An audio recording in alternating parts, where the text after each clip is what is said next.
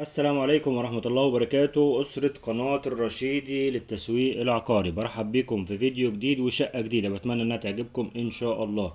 شقتنا النهاردة مميزة جدا جدا. شقة 110 متر صافي، غرفتين وريسبشن 3 قطع كبار مرتاحين، واجهة بحرية، ممكن تقفل غرفة بسهولة جدا جدا. مطبخ امريكاني، تشطيب سوبر الترا لوكس.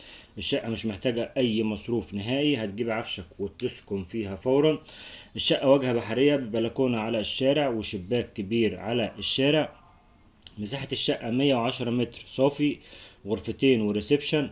الريسبشن 3 قطع. الشقة في الدور التاني اسانسير. طبعا هنا مباني حديثة، مباني 2012.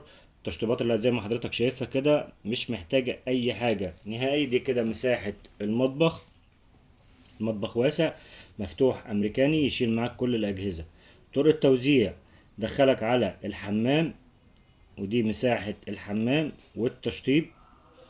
ما شاء الله، ربنا يبارك لصاحب النصيب ان شاء الله. ودي كده طرقة تانية للغرفة التانية، ودي طرقة، ودي الغرفة الأولى في شقتنا النهاردة. طبعا مساحة الغرفة كويسة جدا. الغرفتين دول على منور، دي ببلكونة جيب على المنور، هاوية جدا. الشقة واجهة بحرية. شقتنا في المنظرة بحري، شارع سيدي كمال. الشقة قبلي عبد الناصر، بين عبد الناصر وبين السكة الحديد. الشقة مباني سنة 2012.